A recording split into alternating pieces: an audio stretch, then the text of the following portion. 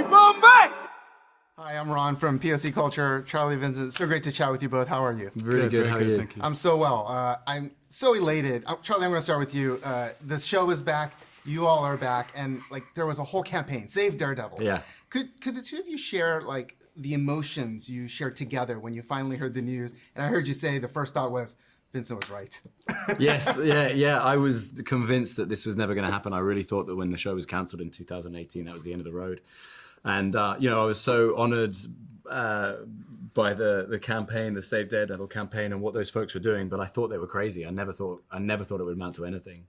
Vincent, to his credit, never lost hope, never had any doubt. Yeah. When we got the call, I was blown away, and I'm still pinching myself. I mean, it's just bonkers. Yeah. Well, exciting to get the call. It was something that I was waiting for a long time.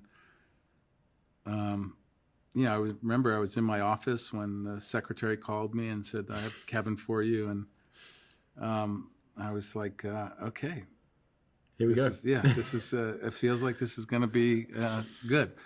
And that was for the first call to do Hawkeye and to bring us into the MCU. That was the first call. And then eventually Echo, and then I got another call eventually from Kevin to say we're ready to do a series again for you guys.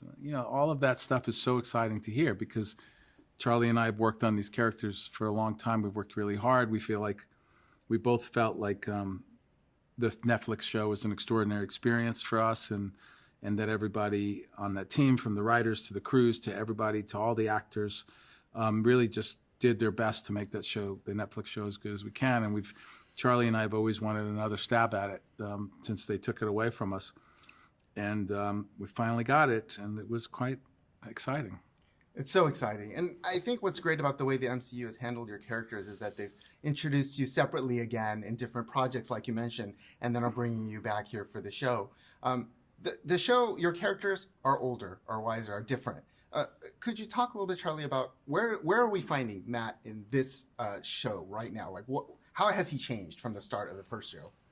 When will this air? When will this be? I can hold it if you'd like to talk in more detail. It's kind of, to answer that question, I kind of have to a little bit. I'll hold it. Something happens at the beginning of this season, which is an incredibly traumatic event, not just for Matt Murdock, I think, but for Charlie Cox and for the Marvel Cinematic Universe as a whole. The loss of Foggy Nelson, who is the heartbeat of the MCU and has been such a massive part of this world and this show, played beautifully by Elden Henson for so many years.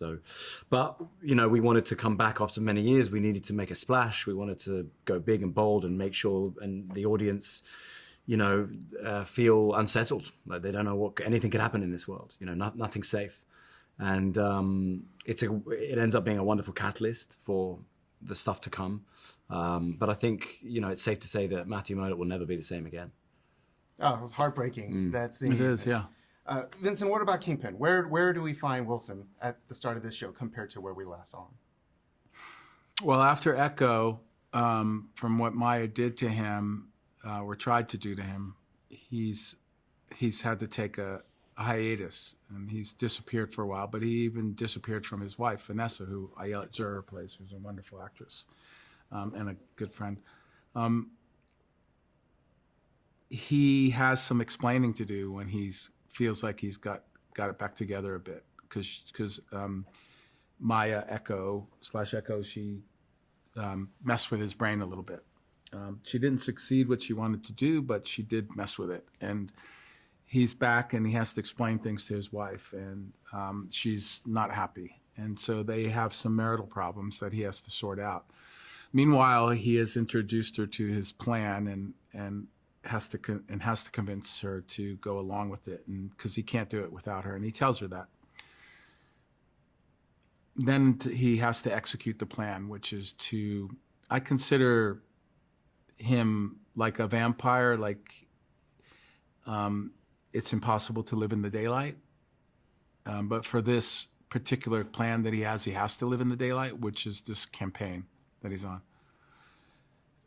He's in the campaign to expand his reach, for power and control, and you'll have to tune in to find out what happens. Love that story. I love the way also Matt talked about what happened with Echo in this show. It was really fun. Yeah. Congratulations to you both. Great chatting with you. Thank you so much. Thanks, man. Likewise.